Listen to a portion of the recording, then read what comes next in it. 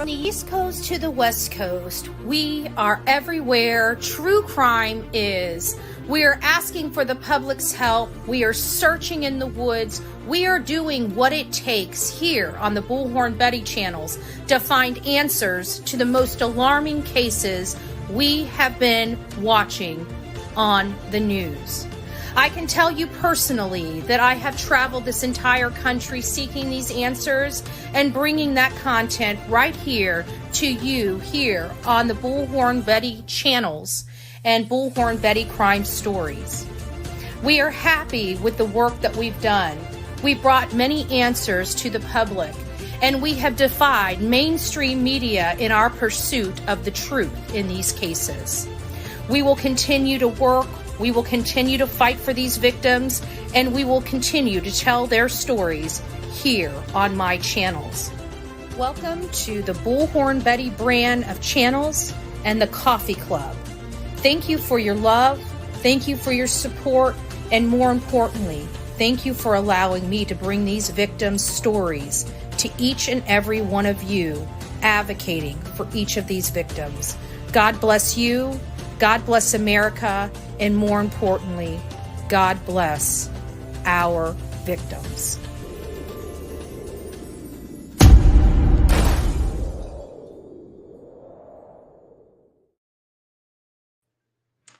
Well, hey guys, you guys know I have been going through a lot of interviews. We have went through the green shirt interview. We went through Chronicles of Olivia's interview.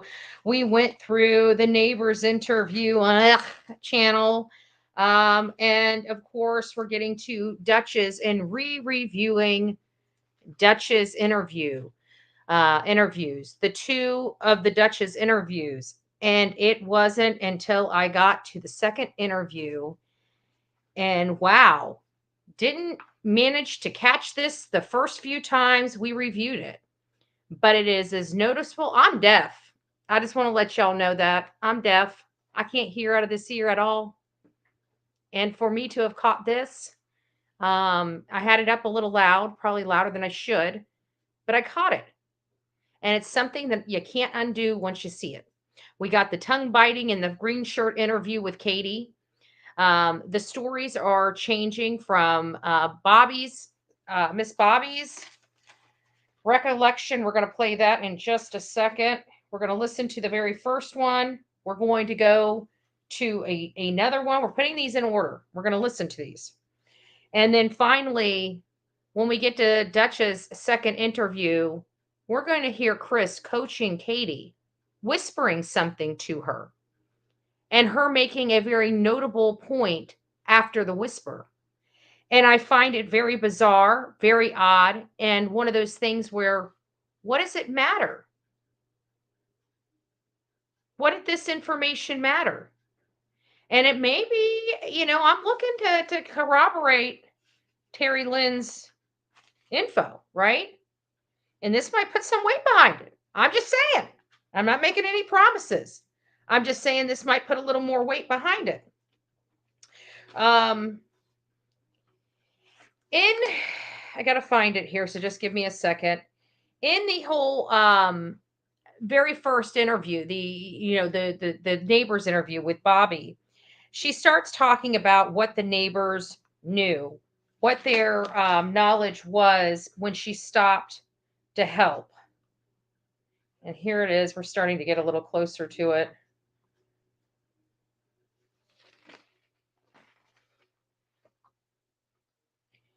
And Bobby basically says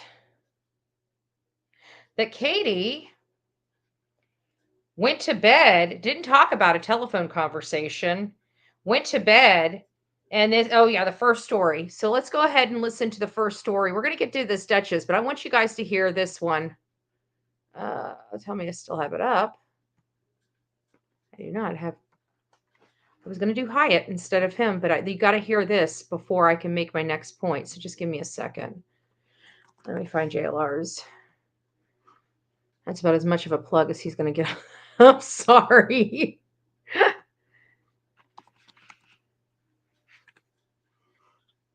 Here we go. A20. Let's listen to A20. I want you guys to hear this.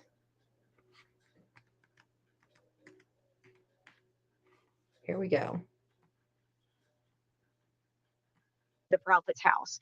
And the neighbor that I spoke with the very first time that morning, she said that when she was taking her kids to school, Katie was already back from looking. She had just got back from looking, and the kids have to be in school at 7:30.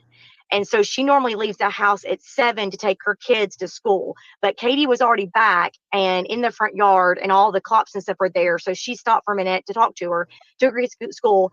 My neighbor that had the camera footage told me that her timeline is not working correctly, but when she puts it all together with the sunrise and then the bus coming through and all of that, she said it was approximately about 6 o'clock, 6:15, 6:20. It was right in between supposedly when she discovered him missing. Supposedly she gets up, she runs around the house, she gets dressed, and she drives out of the neighborhood and that kind of thing and goes looking for him.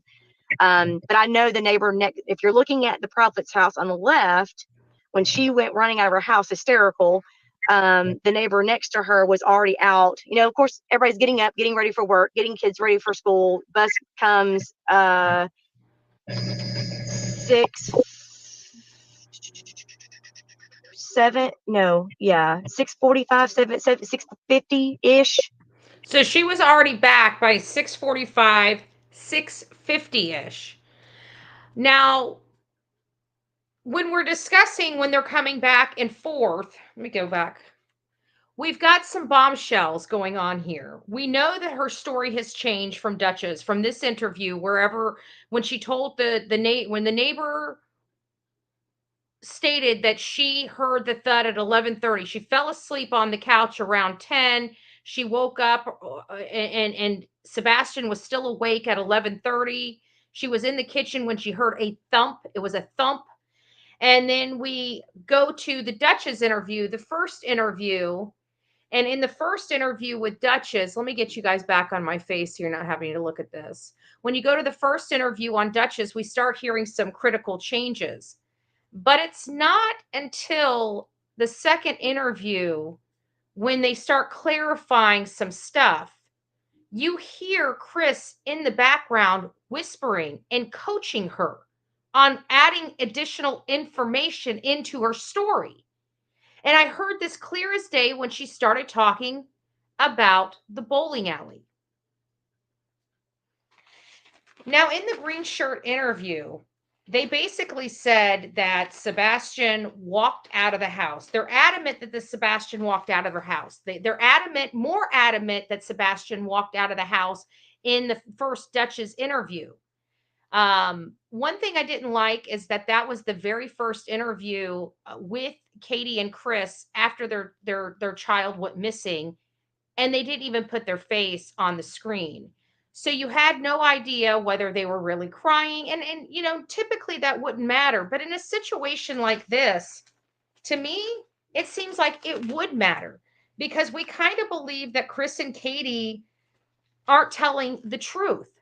There's a lot of reasons why we don't think they're telling the truth.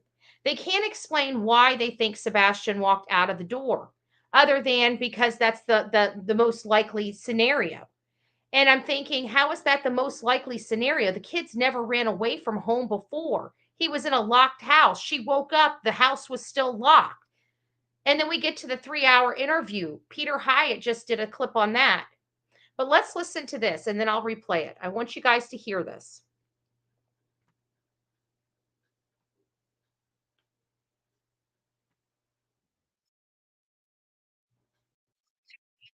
Oh,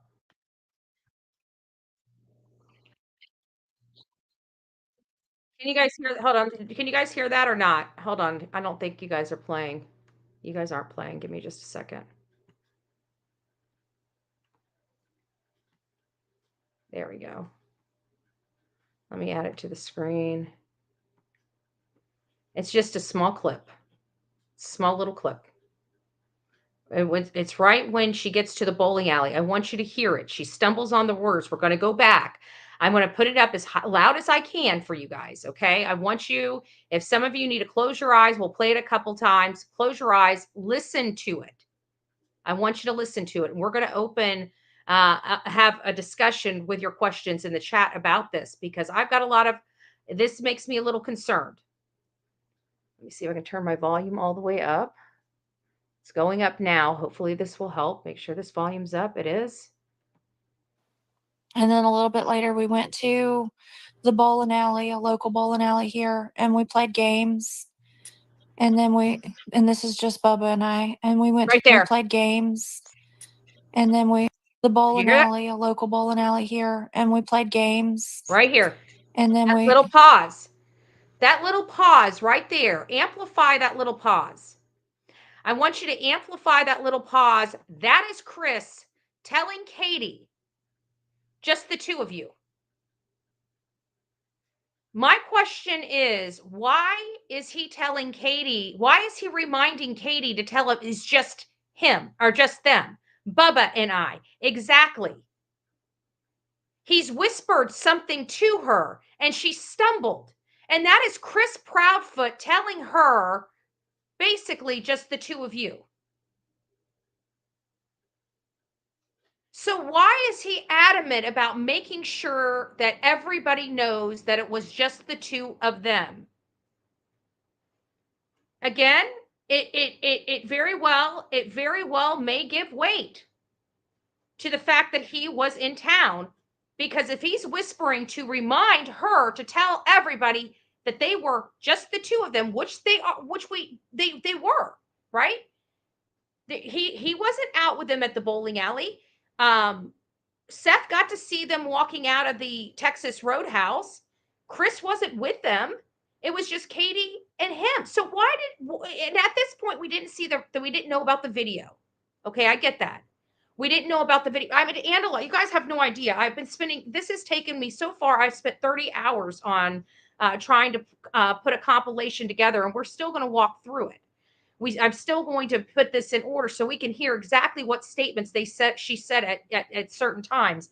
I'm putting marks on here, and then I'm gonna redline it up and get it all in order. It's taken a lot longer than I expected, but these interviews aren't short interviews. And so I'm going to play this for everybody that's coming in right now. But this is related to the second interview with Duchess. And you're more than welcome to go back and pitch it yourself. I'll tell you right where it's at on here.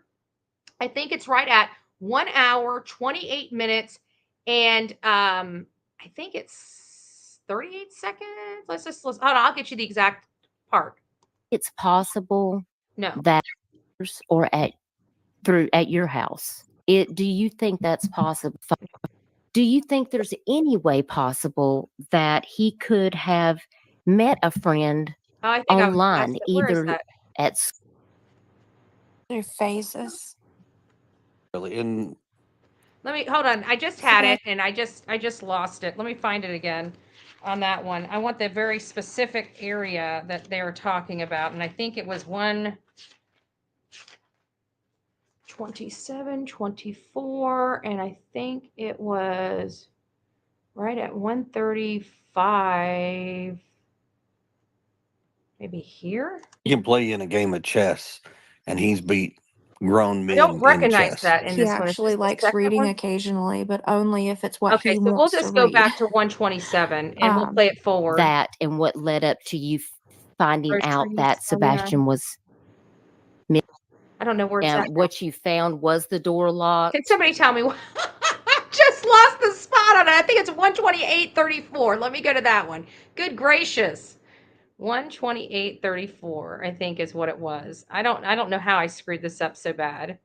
128.34 is what I think it is. Maybe 39. We come home and put our groceries away. Here it is. Yes. And then a little bit later, we went to the bowling. So when she starts talking at the bowling alley, it's 128.45. So 1 hour, 28 minutes, and 45 seconds into the second interview with Duchess. When she starts talking about the bowling alley, she is cued by Christopher Proudfoot to make sure that she says it's just her and Bubba. Why in the world is he going out of his way to coach her? Because that is exactly what he just did. Now let's listen to it now that I found the spot again. Sorry about that, guys. Family members. We come home and put our groceries away. It's coming up. And then a little bit later, we went to the bowling alley, a Right local here. bowling alley here, and we played games. Right there. That's And then pause. and this is just bowling alley here, and we played games. And then Right there. and this is just Bubba and I, and we See? played games. And then and this is just See? Bubba He and I, distracted her. and we She played was about to say games. something else. He And whispered then to her. and this is just Bubba and I, and we. He is sitting there coaching her. And you pitch it, you can hear him. You can hear him.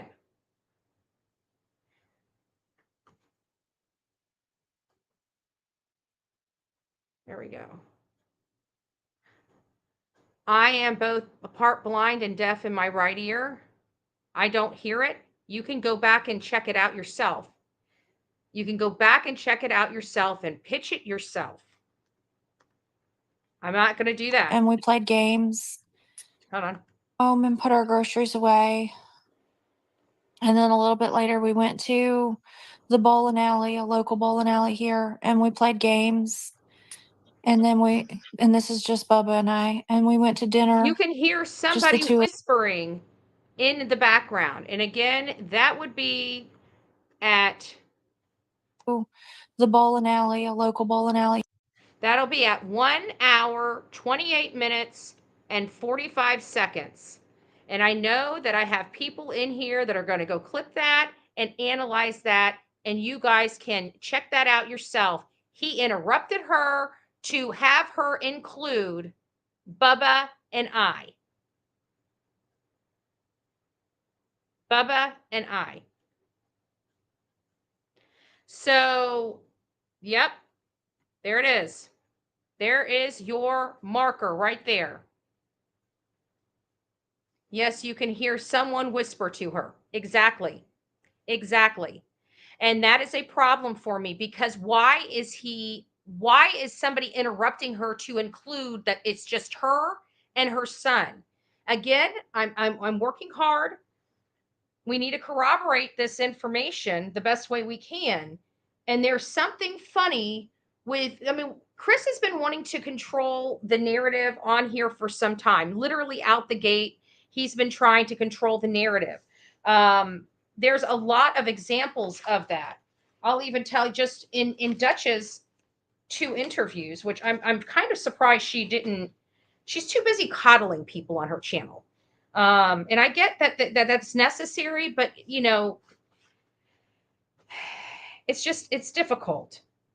So, here is the statement that Peter Hyatt was analyzing, and it's to make something crystal clear and transparent. Me and the mom were on the phone at 9:43 to 9:46 p.m. in the evening. We stayed on the phone quite some time. The call logs have been verified by all police departments, TBI included, and we did stay on the phone, and it was very lengthy. Mom did slightly fall asleep while she was on the phone. Mind you, that was around midnight. But up at the 25 minute and 36 minute mark, 25 minute and 36 second mark, excuse me, if I can speak tonight. This is when the creator starts going through the timeline with Katie. And she starts off by saying, Katie, you fell asleep at 10. And Sebastian Rogers went to bed at 9. You got off the couch and you went to bed at midnight. And she concurs. She says, correct. And then Chris starts interjecting right then and there again. What you'll find out is throughout this interview, the questions are asked to Katie because Katie has the information. But Chris always interjects and starts carrying on the conversation. And so when she was actually talking in the second interview, he's doing the same thing as he's coaching her. Now, one of the things that I noticed in the Nancy Grace interview also is it looked like Katie at some points, especially when it came to the times, it appeared she was reading off of something. And we pointed that out just a day or two ago about this Nancy Grace interview. And Chris kind of, his arm kind of not moved, it moved slightly, but it only moved like he just, was pointing toward like it was just a slight move like this. You see this arm over here? It was just a slight move like this, but it was the one next to Katie. And you see her eyes go over towards something it appears to be in front of them. So it wasn't until this, as I'm going through it, I was writing it down because I'm intensely listening to everything that's being said because I'm making such notes because we're compiling all this together. And it was right there, and I heard her stumble because she was about to say something else. And I'm like, what was that? So I turn it up. I haven't put it in an amplifying program. Okay. I don't have an amplifying program on this new computer. I'm working on the new computer. I'm not working on the MacBook. And so I'm listening to it. I turn it all the way up and I can tell it's Chris's voice, but I'm deaf. So I can't make out what he's saying, but he's saying something to her. She stumbles on her words and corrects that it was just Bubba and her. So to me, now granted, I could be absolutely wrong. He may have said, it's okay, honey. Right. I mean, I couldn't hear what the words were coming out of his mouth. I could just hear that it was his voice and he whispered something to her and it interrupted her. And she decided to say just me and Bubba or just Bubba and I. And I'm like, he is coaching her. And why does he need to make sure she's putting these points into the conversation? It's just something I really want you guys to go and listen to. I'm showing you the receipts right there, 128.45. Go clip it. I know some people in here have some of the best state-of-the-art equipment or access to the best of the state-of-the-art equipment to analyze this stuff. Analyze it. Throw it out there. I guarantee you're going to hear Chris saying something. I'd like to know what he's saying, but he's definitely saying something to Katie. And I don't know how many more there are like this, but that's definitely something. Let's go back, guys. We'll play it for the ones that are just coming in. I really hope that you guys do. You guys do analyze the crap out of it. There's something here. There is something here. And then a little bit later, we went to the bowling alley, a local bowling alley here, and we played games. And then and this is just Bubba and I, and we went to dinner. Right there. Just the two of us. And then it was just Bubba and I. It was just Bubba and I. Something was whispered to her that she was just about to say something else, and something was whispered to her. And she stopped she said one more word and she stopped and recorrected. So there is definitely, has anyone with good audio equipment cleared up that audio that was leaked? I have heard many information on audio. The problem is that audio file, Misty, I mean, Nick came out and said his audio did not have any, or his video did not have any audio. That audio had to have been picked when he was recording it from his phone is the only way that the audio was heard. And that was from wherever he was recording it from because the video itself didn't have audio according to him. And when I looked at the camera didn't seem like it had a speaker on it at all. You can always see a little speaker on some of the things, even your Ring doorbells. You can see the speaker.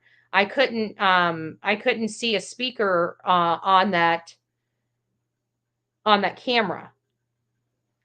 Now I did blow it up for you guys in a live, so you guys are more than welcome to go and blow the blow up and see if you guys can see a speaker on it, but I didn't see a speaker on it. So there's that. Let's see what we got here.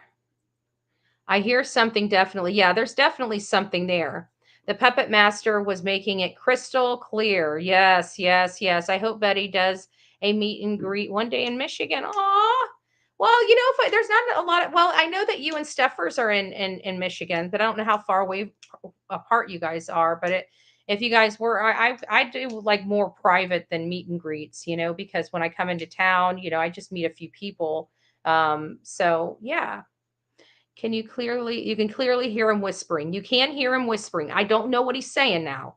Okay. But I'm telling you, that man's coaching her. She stopped dead in her tracks and added some stuff in. And my question is, why that specific thing did she need to add in? Why did she need to add in? It was just her, or Bubba and I, Bubba and I, Bubba and I. That is what he interrupted her to make sure she included. And that's problematic for me, because she's already said over and over again that he's in a different area. So why would anybody think any different? Why would she have to include that into the conversation? A lot of their statements throughout it, I mean, even in the green shirt interview, they're talking about their body language is all off. Like, he's not consoling his wife whatsoever, which is just really odd for me, because you would actually think that a man that's a man's man, right, would be consoling his very upset wife. And they look like sticks sitting in a chair, and it's like, oh, what was that thing? Oh, he'll come back. They're gonna find he'll come back. And he had this weird face that he made. It was like, these people, I don't get it. So that's the information, y'all. And I'm telling you, there's something there. You guys need to go analyze that. I guarantee that there is more into that particular saying. This is it. Green shirt interview. He starts talking about no malice when they're talking about bringing the boy home. He's like, there's no malice. We just want our boy home badly. And it's like, no malice. Who talks like that? And then Katie later down in the green shirt interview starts saying, so far we did. It was when they were questioned about the why did they start asking for footage from your neighbors before he disappeared, and Chris wouldn't answer that question. He's like, well, we can't really answer that question. And it's because we know why they start asking for that. They don't believe a story. And so when they were talking about that, she starts saying, so far we did in the camera footage, and the fact that he wasn't seen on any camera. And she said, so far we didn't find him on any camera to prove where he's at or where he's gone. And I thought that language, prove is off in that sentence. You shouldn't have to prove where your child goes unless law enforcement is hassling you to prove that he walked out of the house. So there's a lot of these weird things going on here, but I never heard, like, I had, like, even the reading on the Nancy Grace. It's like I stopped it and I caught it while we were watching it live, and I'm like, okay, this is it looks like she's reading something, but you really didn't. This is the first time I have him saying something and whispering something to her and interrupting her and recorrecting her language live. And it was barely even noticeable, but I heard it. I don't know how I heard it, but I heard it. And when I went back, sure as shit, it's his voice. It's his voice whispering. So I would like to hear what he has to say. I can hear his voice. I just can't make out the words he's saying. And I know we have, like, that tarot lady, right? She was able to clean up that audio. I think somebody screwed with her. I think somebody trolled her bad with that audio. I really do. But God bless her. But you never know. You never know what really happened there. But she obviously has some equipment to help edit it. And I would tell her to go pull the audio directly from the source, so there's no misunderstandings. Don't have somebody send it to you or anything like that. Like, let her go clip it yourself. There's the marker, 128.45. Go clip it yourself and clean it up.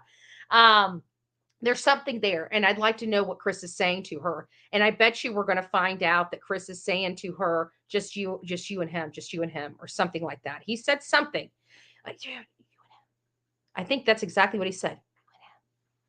Just like that. So, I don't know. I want everybody to clear it up. I find these things, I wish I had all the money in the world to get the best, you know, programs and stuff like that. But even if I had the best programs, I don't know how to use them. Right? I don't know how to use them. So very interested in my opinion, audio came from a different cam. There are cameras in the neighborhood that record audio. I'd put money on the Well, if that is the case, they have to produce the video. They can't just we can't well, Misty, I know you get it. So I'm not even going to school. I know you get it. I get it too. But we can't all we've got right now is one video that was leaked, and it was Nick Barris's video, and it had no audio. So if there is another video that has audio other than the one that Nick has, then why aren't we seeing that new video? Because I'm granted the audio is great, but I would like to see the video, not the audio. If it's different, and all we've got is an audio with no other leaked videos. So I have to assume that the audio came off Nick Barris's, and the way she was able to pitch it and hear Chris's voice, and that seems like such AI stuff under layered under some stuff. I don't know, but I don't know much about audio layering and stuff. Like I know enough about videos and how to layer them, but I guarantee once I produce the video out of the editing software, I don't know how many people, like if I put different overlays, I don't know how many people would be able to separate those overlays and without a serious program, once it's downloaded. So, I mean, I don't know how I'd have to think the audio is similar to that, but I don't know because I don't work with audio equipment. But somebody needs to go and work with that audio equipment because, to be honest, that 128. So for everybody that knows, 128, 1 hour, 28 minutes, and 45 seconds in the second interview on Dutch's channel. There is there you can hear Chris whispering something to Katie that stops her dead in her tracks and makes her add Sebastian and I, only Sebastian and I to it. So thank you. Let me put it back up. Thank you. Actually, let me take it down so I can get the banner off. So the next time I do it, it won't do that. Or it might do that. I don't know. I don't know. I would like to hear CP's definition of no malice. Yeah, exactly. But it was in such an odd place. Let me pull that up for you guys so you guys can hear it. Hold on. Let me find it again. I know it's on the green shirt interview. Oh, that's JLR's Bobby interview. Oh, this is JLR's Bobby interview. Let me just go this way. Maybe I need to quit writing on both sides of the paper because it always confuses me. Malice, it's right here, and that's the green shirt interview. It's the green shirt interview. And actually, I'm going to go to my channel and pull the green shirt. I did download it. I'm not going to publicize it. I just needed to download it. I couldn't stand working on it on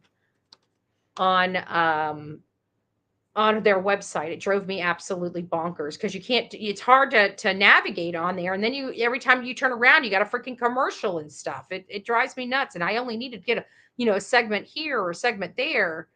Let me go here.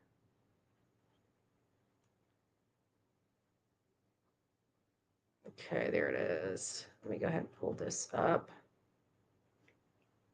Share this tab. Oh, no, I don't want to share this tab. I want to share this tab. So first, I just want to say thank you. Okay, there we go. I want to share that tab. All right, here we go. So this is at the 15:53 mark. See, so much easier. Look at that. I love that. 15:53. We'll start right here. That's good enough. Listen to what he says. Every parent, to every family members, to probably everyone in the community. But there's no malice. We just want our boy home. There's no malice. I try telling you. There's weird statements all through here. There's weird statements all through here. Here, listen to this. To the fact that somehow his image, he hasn't been captured on any video anywhere. I know that it was very dark that night. I mean, it gets dark around here at night in general, but so far we haven't found him on any camera footage to prove where he's at. To Where prove. he's gone. And it, when her face when she's saying it, to prove, like, I can tell you that law enforcement is not believing their story just by the way that they're talking. And then we catch him on Dutch's interview, which happened, obviously, I think the second interview happened after this one. Hold on, I'll tell you exactly what day Dutch, this is the first one. This is the second one. And this one happened on March 17th. So the Dutch's interview on March 17th, and that interview on WSMV was on the 3rd or 5th, and Dutch's first interview was on March 3rd. So I think theirs was on March 4th, I believe, and it aired on March 5th, I think is how it went. I have to look at the spreadsheet, but if I had to guess it.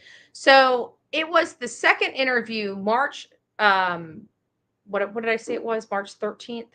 March 17th? March 17th. March 17th. And he's coaching her on the March 17th, and then we hear all these weird things. They just make a lot of weird statements. And then, of course, we find out nobody in their family even checked the neighborhood. And in Chronicles of Olivia's interview, they talk about her checking up and down the roads. Let me see where it's at. I think it's right here. No. I can always tell where it's at. I think it might be right here.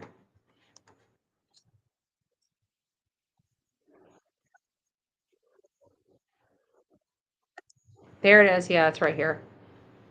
It's right here. Let's play this one. Share this tab. So here we go. This is the one. I want you guys to hear what she says. She says she's driving up and down the the streets in her neighborhood. Listen. Not in this effing house. I can't find our son. And I jumped in my car and I drove around the neighborhood and I drove over by the school. Drove around the neighborhood. Give me just 2 shakes of a lamb's tail. And we are going to hear Miss Bobby and what she says about her travels. That is direction of travel, right? I'm almost right dead on it. Here we go. Let's listen to what Miss Bobby has to say. The only thing I was right. So the only thing I was told, of course, we nobody in my house was up or out yet, so I can't verify that because we weren't out yet. But the neighbor that told me that she saw her SUV drive across her driveway saw her leave. So that's right. That's interesting. So you would think that maybe you stay in the neighborhood a little bit and go up and down your own streets. Looking around. That was when she went to the school thinking that he had walked to the school on his own, which I don't know why. He's never done that before. So why would he? So why would Katie Proudfoot lie about checking her own neighborhood? She's saying she went up and down the streets. This is the lady that, in all fairness, God love Bobby. She's not investigating, but she sure seems like she's investigating. I'm just saying. She's been checking with the neighbors. I don't blame her. Everybody wants to be kind of want to know what's going on, right? this did happen in their community. I can't imagine what it's like. We know we'd all be this nosy. But the bottom line is Katie's saying one story and the evidence is leaning another way. I don't think that lady was wrong. Do you? I mean, she is kind of the Nancy Drew of the of whatever estate place that they're in. Exactly, Jules. Like, what's up with the no malice thing? Oh, Nani, it's so nice. I didn't even say hi to everybody. It's nice to see you guys. We got way too many people in chat for me to take too much time, but I will say hi to the last people, my mod squads, my beautiful mod squads. Thank you. Thank you for being here. I see Pebbles in the house. It's Misty. It's nice to see you, my love. Lisa, Sasha, Karen, Jules, Chick Act. Is that a Chic Act? What? I'm butchering your name. Sorry, Pink Hearts. CG? I'm probably butchering your name too. Left DNA on the way in. Oh, that's so sweet. Thank you. Thank you. Be Betty fan, Nani, Sweetie Pie. It's nice to see you. Alicia, Justice Jane. It's nice to see you on. Yep, there it is. Thank you. Thank you. So it is, we're having some problems here. You know, why are they making some of the statements that they're making? And why are they lying about, yes, I do. Green Eyes, hands down. I don't see why she has a reason to fabricate it. She's got no dog in this fight. She just wants to know what happened. I think she feels little, this is her community. These houses aren't cheap, y'all. They're just not cheap. They're upper crust. They're what I call upper crust house. Now there's more upper crust than that upper crust. There's their upper crust, right? But for somebody like me, that's kind of upper crust. I mean, $600,000+ for a home in Tennessee. Like his mother lives in a nice home, not as big of a property, but hers was under 300,000, which would seem reasonable to me in Tennessee to live in a house the size of that for 300,000. 300,000 here in Florida gets you a little, matchbox and a toilet. I'm just saying. And over in California, you just get the toilet. Some people don't even get that, obviously. I need to stop. Sorry, Californians. I'm not trying to be disrespectful. I'm not. I'm sorry. That's crusty. Time will tell. Let's watch and see if he's found shortly after Faith goes back home. I hope he is found, but I don't think he's going to be found shortly after Faith goes back home. There's just something not right with all these statements. There's just and then of course the silence. There's just the what appears to be the Bauer Sox freaking SUV as the unidentified car. I mean, there's just a lot of things that just it's terrifying me for this kid. And the fact that we haven't heard from this kid and every sighting has been cleared. For those that are just joining in, I'll play the little clip for you guys again, just so you guys can hear it. This is on the Dutch's interview. It's at the and it's the second interview, and it's at the 128 mark, and 128:45 mark, and it's where Chris Proudfoot. It sounds like he's interrupting Katie to make sure she says that it's just her and Sebastian and only her and Sebastian, which is causing me a little heartburn because, with the new allegations that it's possible that they could have been playing cards, Thursday or Friday night at Danny Guy's house would imply that he was home, which opens up a whole nother can of worms. The bowling alley, a local bowling alley here, and we played games. And then this is just Bubba and I, and we went to dinner. That's somebody interrupted her. And I can hear Chris whispering something. And then she was about to say something else. She said one word. She paused and said, just Bubba and I. So somebody was coaching her to make sure everybody knew that it was just Bubba and her at the bowling alley. Why? Does the bowling alley, do we know whether or not the bowling alley has cameras? Is it possible that Chris could have been at the bowling alley? And Olivia's at 15, at 4:15:20 might listen to KP say specifically. She stumbles on the words. Oh, that's right. He was coaching her there too. You're right. I remember that. He coughs. Let's listen to that. You're right. Sorry, guys. People are, they're still having a little fun. Here it is. Oh, I don't know why this is coming in so weird. It sounds so weird on my end. That's okay. And he was like, go back to the house. They're on their way. And I ran back, drove back to the house. And oh, I remember that. I think you sent me an email on that, didn't you? And I think I still have it starred because we haven't talked about emails in a while, Nola's mom. And that's right, because I think she was implying run back to the house because she was the one that ran back to the house that night.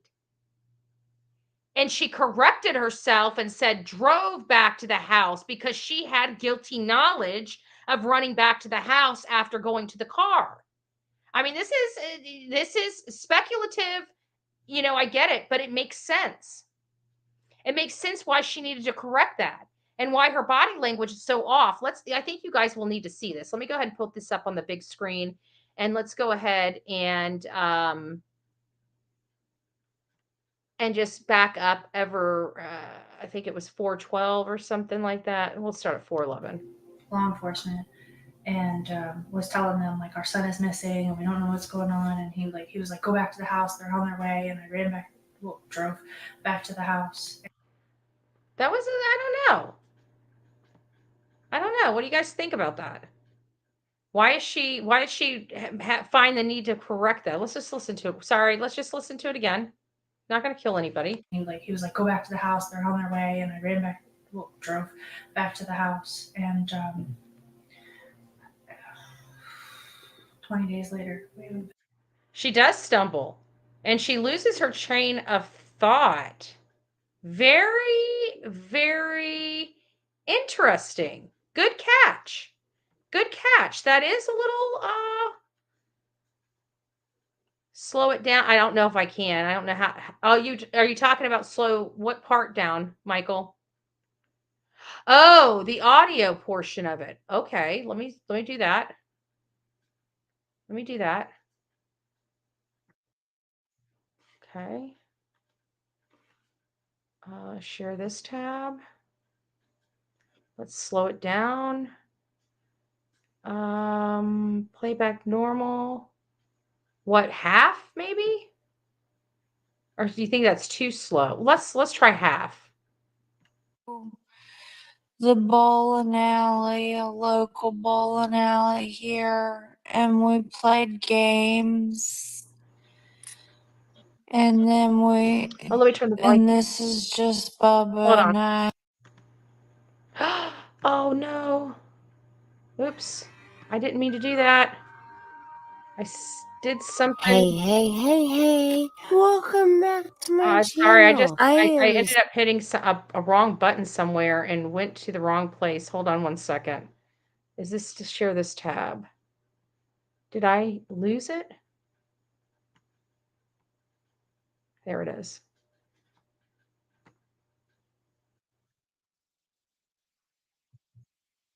I think I screwed up. I can't seem to find, hold on. Sorry, guys. I ended up hitting a button. I didn't realize I was hitting. There we go. We're back. Sorry. Okay, so we got to go to 2845. So we're at 2840. Let me share this tab. Let's slow down. So let's listen. I'm going to be quiet, but you guys, it's right at, you guys know where it's at. Put our groceries away.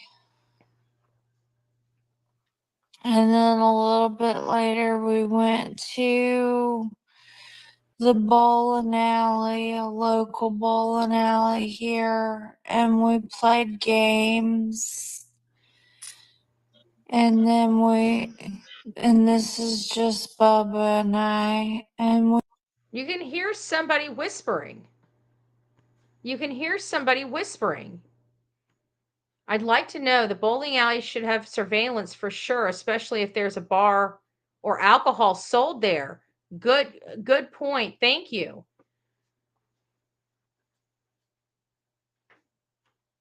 Interesting. I wonder what that has. Let's see what Misty says. In my opinion, Chris has made it to where Katie isn't talking anymore because the times she effed up and C had to correct her. Yes. Actually, let's listen to one of those times right now. Thanks for bringing that up because I am pretty confident that it is. Here it is. Give me just a second. Here it is. 2536. It's on the first interview. 2536. It's 2625, but I know it's a little further down. I think we need to hear all of it. So let me go to 2536. I think we need to hear all of it. I'll go back 5 seconds. Here it is. Let's listen to this. Share this tab. That now, Chris, you were at work. You were out of town. Okay, let me make sure the speed's right down here. Yes. Okay, it's normal. Okay, I just wanted to make sure. At work, Yes, so ma'am. you were not even home. Correct, ma'am. And Mom, you fell asleep on the couch about 10 o'clock, but you said that Sebastian went to bed at 9 p.m. And then you got up off the couch and you went to bed, and you said that was around midnight. midnight. And nothing was unusual at that point. Here it goes. Everything seemed okay. There's actually a piece of, so to make something very crystal clear, so that way Okay. there's transparency across the board. So I'm going to pause it right there because you see him where she's messed up on the timeline. Because she says that she fell asleep at 10. And she confirmed that. Yes, I fell asleep at 10. Well, now he's like, crap. He's got to fix this. Because let me just play what he's going to say, and then we'll discuss it, and I'll give you my analysis. Me and the mom were on the phone at 9:43 or 9:46 in the evening. We stayed on the phone for quite some time. The call logs have been verified by all the police departments, TBI included. We stayed on the phone. It was very lengthy. Mom did slightly start falling asleep while she was on the couch. I had said, hey, you need to wake up, put the dogs up, go to bed. Now, mind you, that was right around midnight. They always keep saying midnight. The midnight has to be a very critical moment. They have to have law enforcement and the public and the world believe that she was asleep in her bed at midnight, specifically at midnight. They keep saying that word, midnight, midnight, midnight, midnight, midnight. It's almost like a broken record at this moment.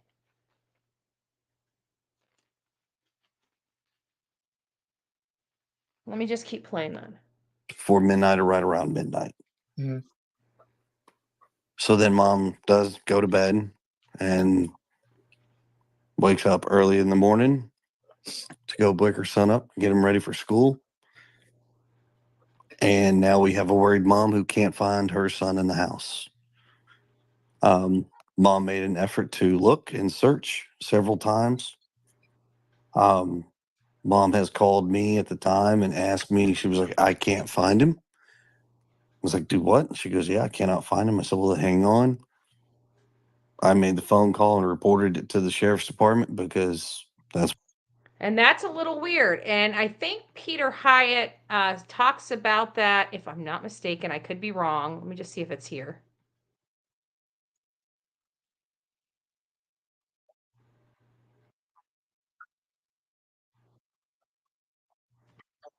Okay, let me just play this one and see. I think it's right around here where he starts talking about it. Of commitment. Now, granted that when someone gives an interview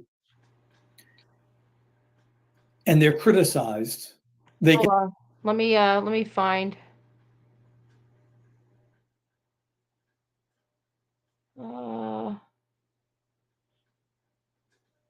Give me just a second. I'm gonna find that spot.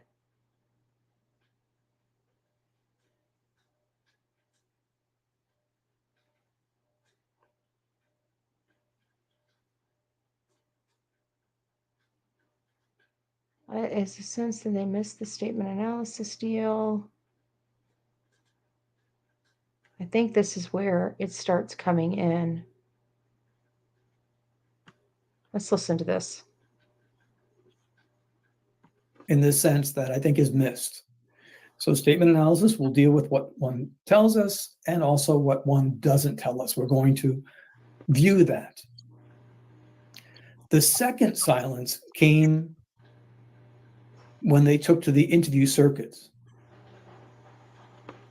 And the silence came from the mother. And I don't mean that literal silence. Actually, if I go back even further, the first silence would not be the 6-day gap. The first silence would be the 911 call that didn't exist. What do I mean by that? The sheriff's department was called by the person who wasn't in the home when he went missing. How do you squelch a mother with powerful maternal instincts to protect her child? How do you squelch that voice? Why do you squelch that voice? Why was she not the one that said, no, I'm calling? Here it is. It's right here. It's a few. I can answer the questions. I'm here. I was here last night. Okay. Let's just listen to this one. That was done. Excuse me, the first interview that was done, it was done publicly with on a YouTube channel. Rather strange, very strange in fact, but that's how it was done.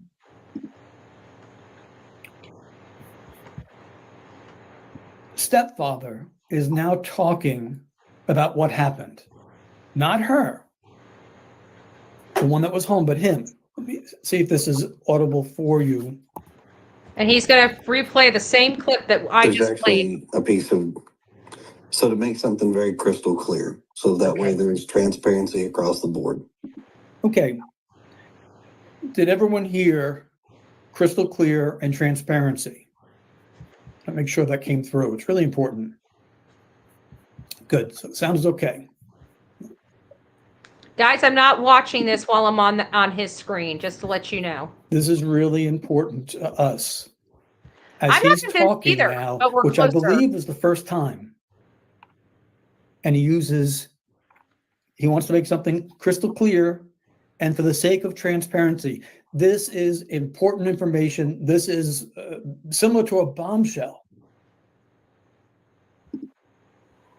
Me and the mom were on the phone at 9:43 or 9:46 in the evening. We stayed on the phone for quite some time. The call logs have been verified by all the police departments, TBI included. We stayed on the phone. It was very lengthy. Mom did slightly start falling asleep while she was on the couch. I had said, hey, you need to wake up, put the dogs up, go to bed. Now, mind you, that was right around midnight, just before midnight or right around midnight. Mm-hmm. So then mom does go to bed and wakes up early in the morning to go wake her son up, get him ready for school. And now we have a worried mom who can't find her son in the house. Okay, so there's a couple of issues there that I want to address. Here we go. Including the emotion that he added to her account. There are some problems there with that statement.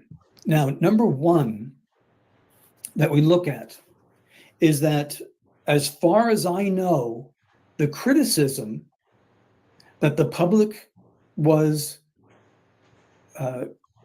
expressing about mother and stepfather had to do with their silence for days.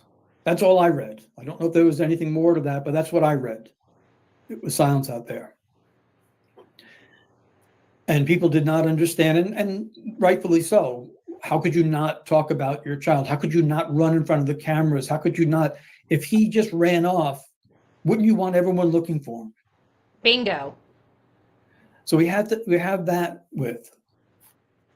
So it's strange. And let's not forget Chris making sure, going out there to direct the news crews to make sure that the day that this is all going on, to make sure the news crews don't record his home. In being asked to tell us what happened, we have stepfather using some words that are quite revelatory. He wants things to be clear. Okay, we're listening. And he wants to have the interest of transparency.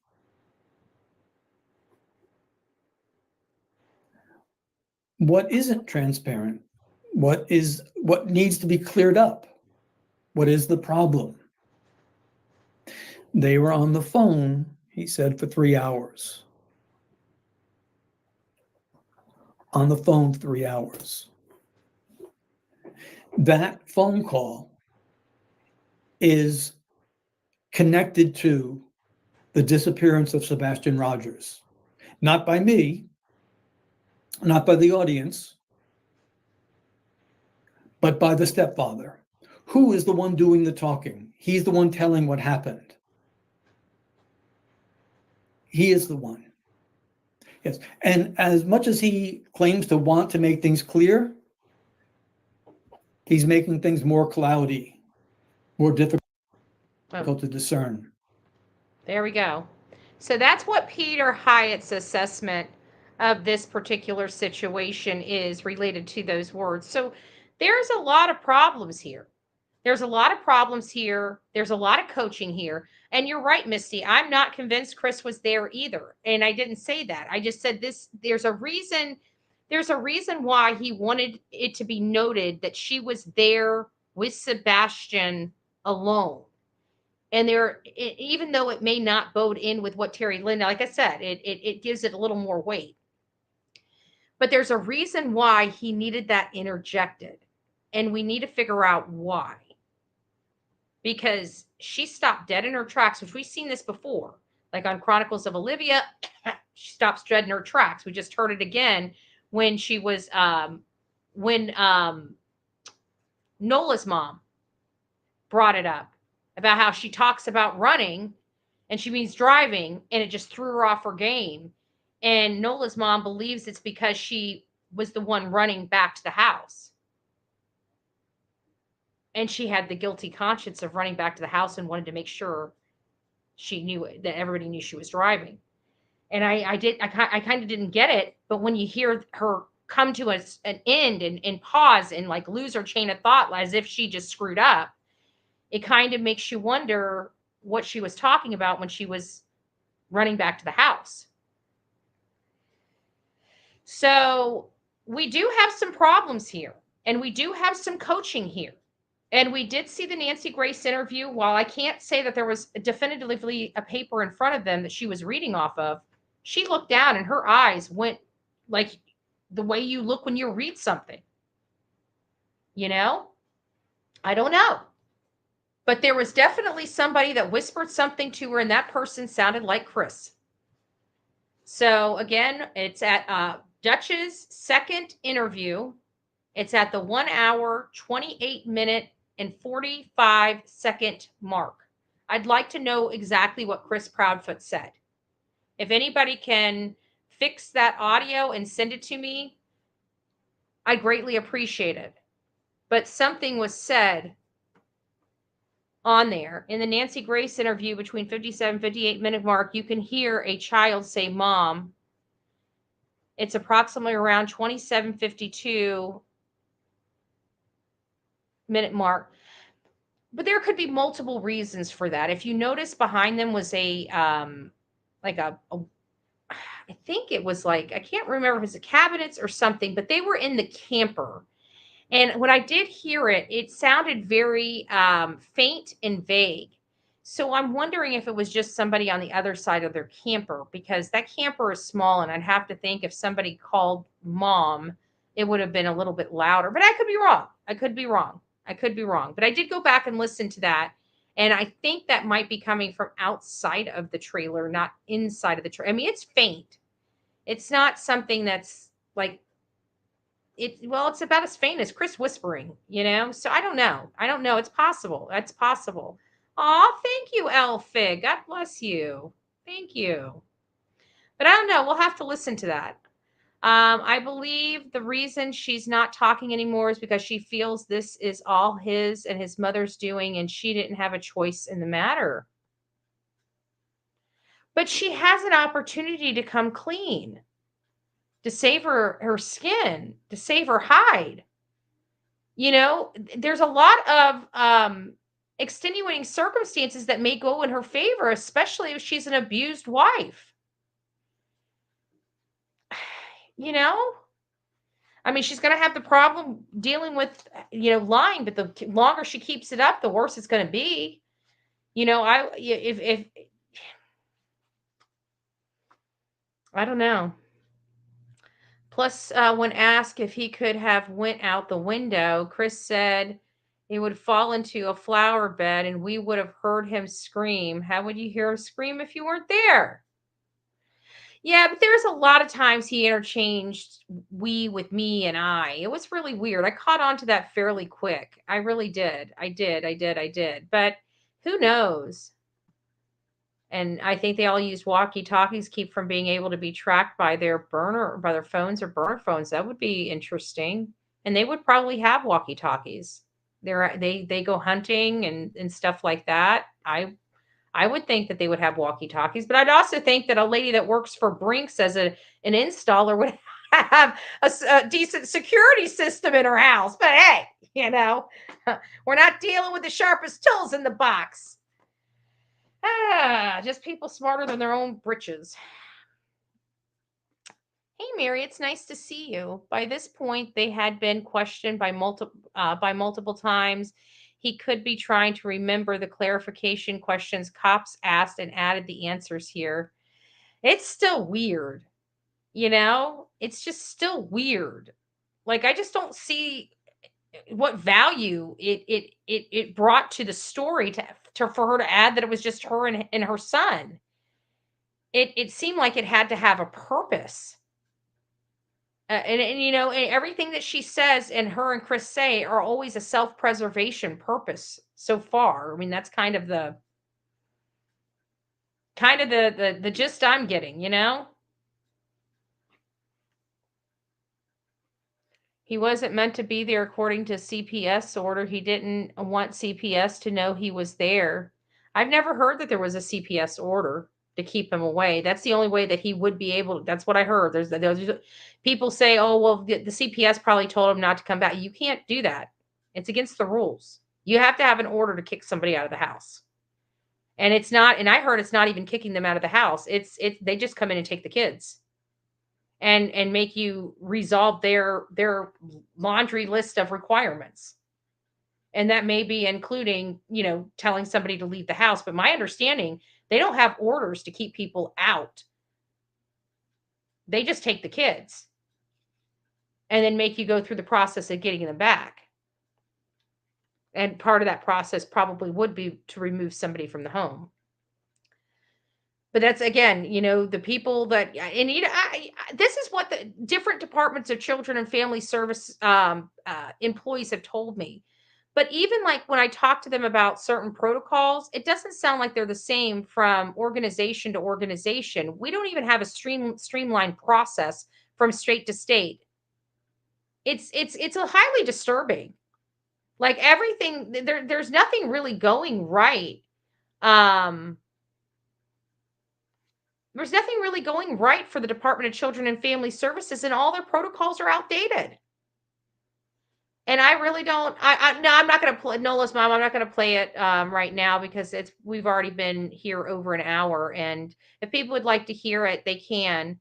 But I'm not going to play that right here, right now, because I'm actually closing out the show because we're already over an hour. But we will play it again. We will play it again.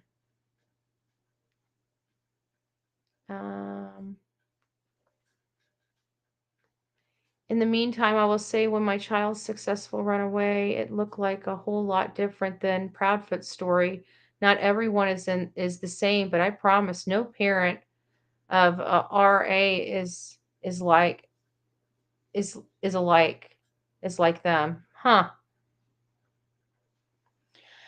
I think it's the lack of emotion. It seems like we get more emotion from Katie when the cameras are turned off than when they're turned on. Has anybody, if you listen to Dutch's interview, especially the first one, it seemed really, the other ones, she just doesn't sound that emotional. Like seems just weird. It's just weird. Go back and check them out. Listen to the emotion in the interviews that have no, especially the early ones that had no cameras on them. And then look at the news organization and look at the ones that do have the cameras on them. Look at the difference in behavior. How can she be so emotional when no cameras are on, but as soon as cameras are on, they're not really as emotional as you would think?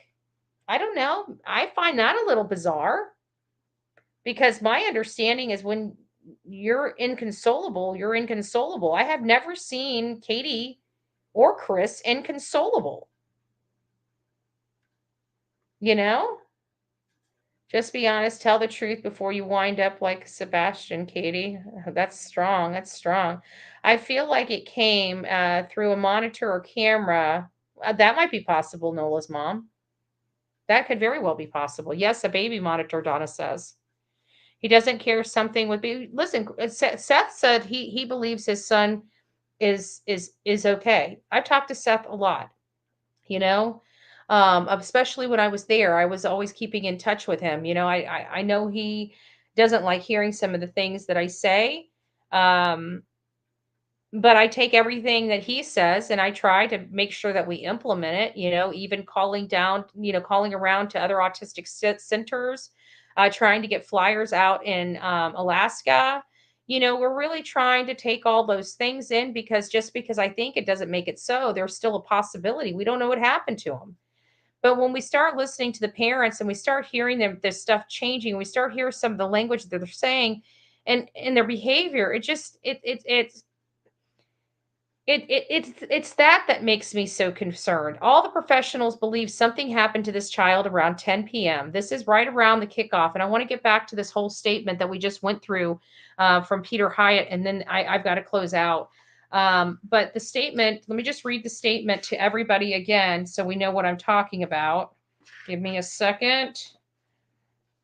Here it is. And it's on Dutch's first interview. It's the first recorded account of events from Chris and Katie for the first time. And it's at the 26-minute and 1 second mark. And it says, to make something crystal clear and transparent, me and the mom were on the phone from 9:43 to 9:46. She called, 9:43 to 9:46 in the evening. We stayed on the phone for quite some time. The call logs have been verified by all police department, TBI included, and we did stay on the phone, and it was very lengthy, and mom did slightly start falling asleep while she was on the phone. Mind you, this was around midnight. But just before he interjected to correct that, she had stated that she fell asleep at 10. He's here correcting her, saying she fell asleep shortly before midnight because that's when he said, "Hey, babe," because he didn't acknowledge that she fell asleep. Only she's acknowledged that she fell asleep on the couch. He says that she slightly was falling asleep. She slightly started falling asleep is how he words it. And that was right around midnight when because if she called him at 9:43 or 9:46, how in the world could she be falling asleep at 10?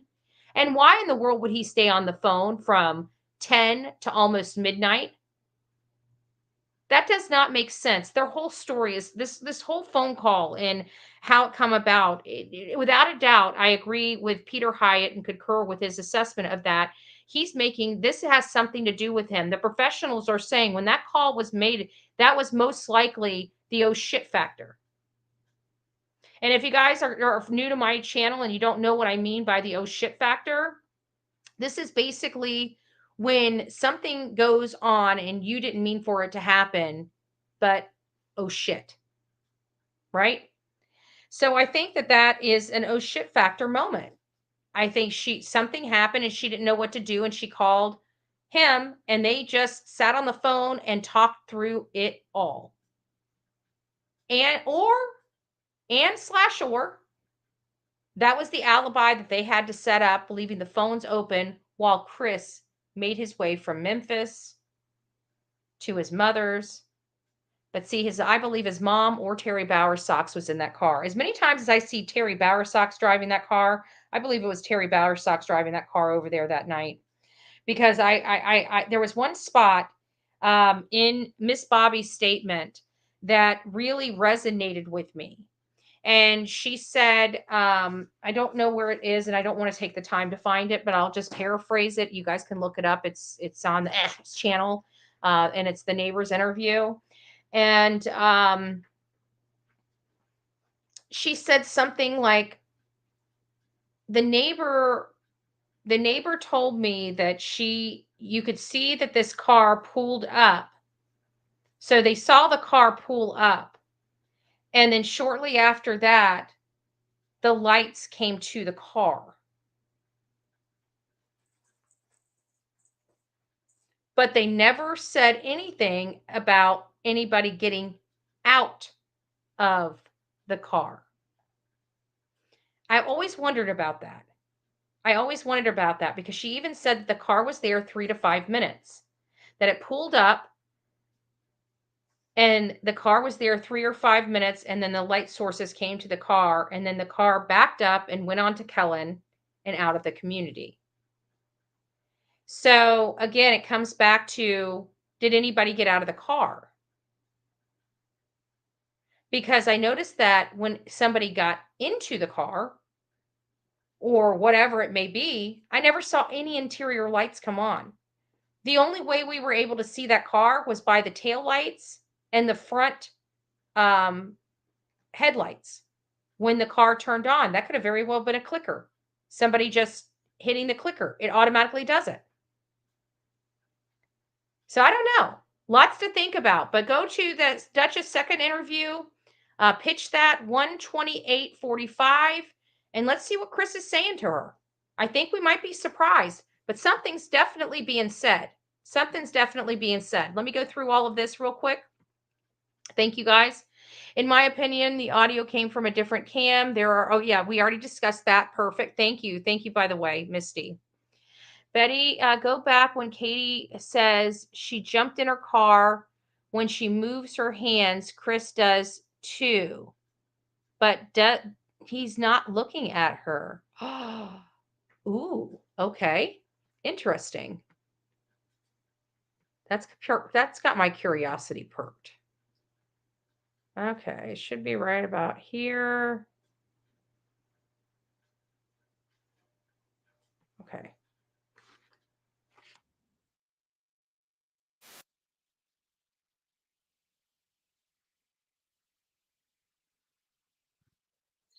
Let me just go back just a little bit more.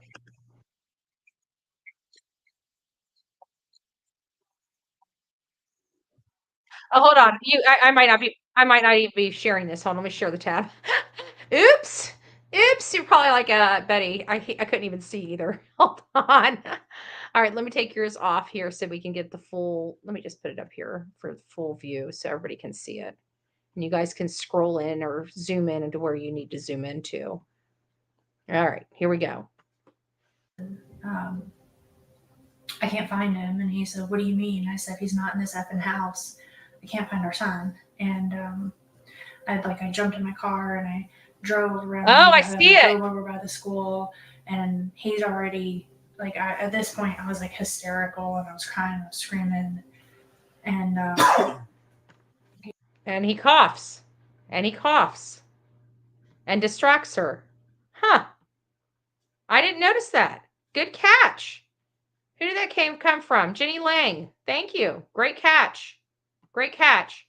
But I'm starting to see more That's one thing I'm telling you, going through these interviews and just staying focused on the interviews, I'm picking up on these key factors of, and I'm not looking for, I need to start looking for, I bet you start looking for, I'll probably find a lot more, but I'm not looking for, I'm actually catching, and just as I'm doing my research for the composite, the compilation of all of these things, which is kind of similar to what we did tonight. But I really want to have and hone in on specific key factors of her storyline and show you the transition from one story to the other. I think it's going to be profound. I really do.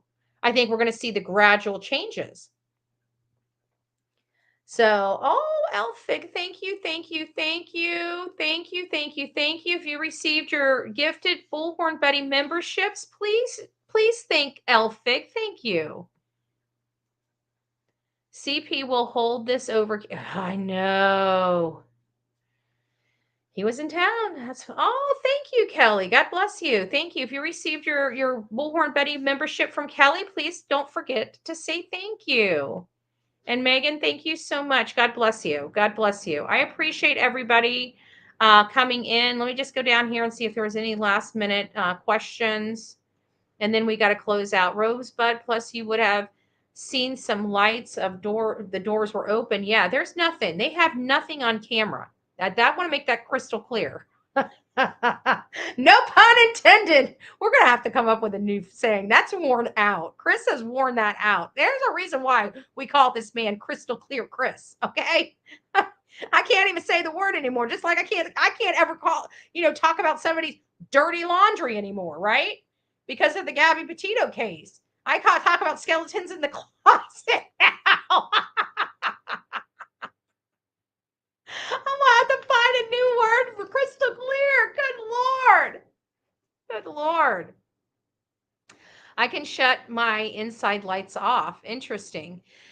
I'd like to hear about how everything went dark. Because, on the Nancy Grace interview, they say that they had the two floodlights on the opposite side of the house over the garage. Because they're basically saying the garage is like this.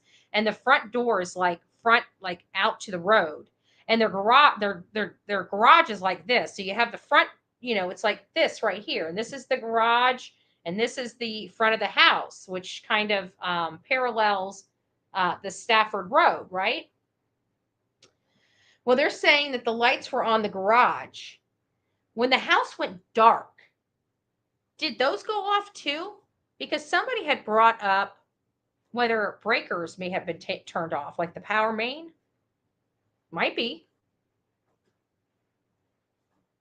I believe they never expected it to get this big. He's nervous. She's not talking. He wants it to go away. I bet you they do want it to go away. There's a lot here, but just not enough. I don't think there's enough for cops.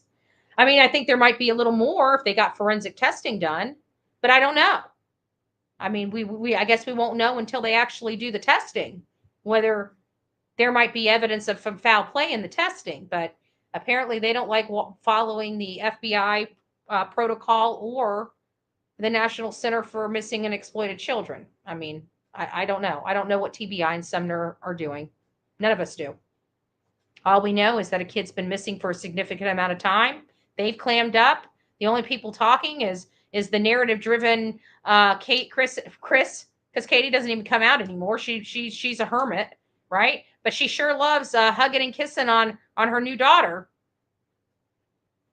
Okay. Seth made some mistakes, but he doesn't have Sebastian. No, he doesn't have Sebastian, and he loves his son. And there's parts in the green shirt interview where Chris is talking about the bio dad and how he's very much involved. And he even talks about how, the lady asks him, does Sebastian know direction and stuff like that? And Chris starts piping up and says, yeah, his father teaches him turn by turn. He works with his son. And I'm thinking, you're right. He does work with his son, and you animals do not. It is a completely different dynamic from Chris and Katie's house to Seth's house. And it sounds to me, Sebastian thrived the best with Seth. Seth was teaching him how to live life. He was trying to teach him stuff so he could take care of himself without the need of others. He was teaching him how to cook. He was teaching him how to be a builder, not a destroyer. You know, he was instilling values in his son. Chris and Katie basically threw him in a bedroom with toys. It sounds like. I mean, I could be wrong. But according to Chris and Katie, he didn't like going out of the house. According to Seth, he loved parks. He loved going out and doing things. You wouldn't know it because over at Chris and Katie's house, their neighbors barely even knew that Sebastian existed. If you drove by their house, it doesn't even look like a kid lives there. Hell, inside their home, it doesn't look like a kid lives there. You barely see anything that remotely shows pride of their child making, stuff. I mean, I haven't seen my grandkids here in this house in I don't know how long. Yet you still see my refrigerator peppered with their artwork. It's basically a bunch of crayons scribbled on coloring book paper. It's the best artwork I have. I can tell you it's the most valuable. I see none of that. I see none of that. I see none of his life. Where's his life? Where's his life? You see none of that. Where's the proud parents? They have a medically needy son that does great things. Where are all the photos? Well, you do. Oh, what? Do we need to cut your nails? The little ears are a little too tender. Huh? Ears are a little too tender. Oh, sorry. She was scratching and she hurt herself. I think I need to clip her nails. Anyways, so that's really all I have, guys. Thanks for being here. Thanks for going over. I think we need to look at that and we need to analyze these interviews. There's stuff in here still. I'm still finding stuff. Months later, still finding stuff. So we need to be checking these interviews. And somebody, if you guys do find where they pitch that audio, please send it to me so I can hear what he's saying. I want to know what he's saying to her. Somebody's going to be able to make that out. I guarantee it. I guarantee it, where somebody is going to be able to tell us what he said to her. I think Chris is the one who made Katie not give any more interviews because she kept effing up the previous. Yeah, I do believe so. I really do. Just like Soto, my opinion, I stand firm. He's not his fave. Yeah, okay, KP. God's going to handle this. I pray that God handles it sooner than later. I'm starting to think they have him in a residential autistic school. CP took him. It's possible. We read off that some stuff earlier. I think it was at our 4:30 show. And we have some areas and some people, I got to look into them. Some people started sending me some centers in those areas. So it's possible. It's possible. We're looking into that. We're looking into that aspect. Exactly, Betty. CP isolated Sebastian, but Seth and Sebastian cooked together, did everything together. They are buddies. Yeah, he cared for his son. He cared for his son. And he didn't mind going to the mattress for his son either. Chris and Katie's body language is severely off. They sure don't want to touch each other. I know. None of the interviews. No hand holding, no consoling, nothing. Nothing. I don't think either one of those adults know what love or normal relationship is. I really don't believe they do. I pray that's true and Sebastian is still alive. I think we all do. Like, I want to be wrong. I want to waste my time. I want to be so wrong. I don't mind being wrong in situations like this because me being wrong means something really, really positive. It just sucks. It just sucks. Anyways, guys, that's it. You guys have a wonderful evening. We will be back. I hope you guys had a great night. And then, of course, tomorrow is Saturday. So I've got to get her packed up. I'm leaving on Sunday and I won't be back until I think Wednesday is really my time. I can't remember, but it's something like that. 40s drinkers. what is it? 40 drinkers, super selfish. I wonder if they checked the cameras en route from BJ's to their house. I feel like he never made it home. A lot of people do. A lot of people do. I'm not in that camp though. I'm not in that camp because of his shoes being at the house. It's just, I feel like that's their fatal flaw, you know, but of course you never know. I believe that anything at this point is possible. I'd like to hone in and get something holding some water. So anyways, guys, you guys have a wonderful evening. Don't forget to hit the like button and share this out. This is good information. This is a lot of work here. And I got to tell you, this work we're going to be able to utilize in the coming months as more information comes out. We'll have reference guides. I've wrote it all down, so it's in my memory. I know where I got it, and if I don't, I have notes with times on it to help me find it, so we can always review it. All right, guys, you take care. God bless you. I love you. Until tomorrow, sayonara.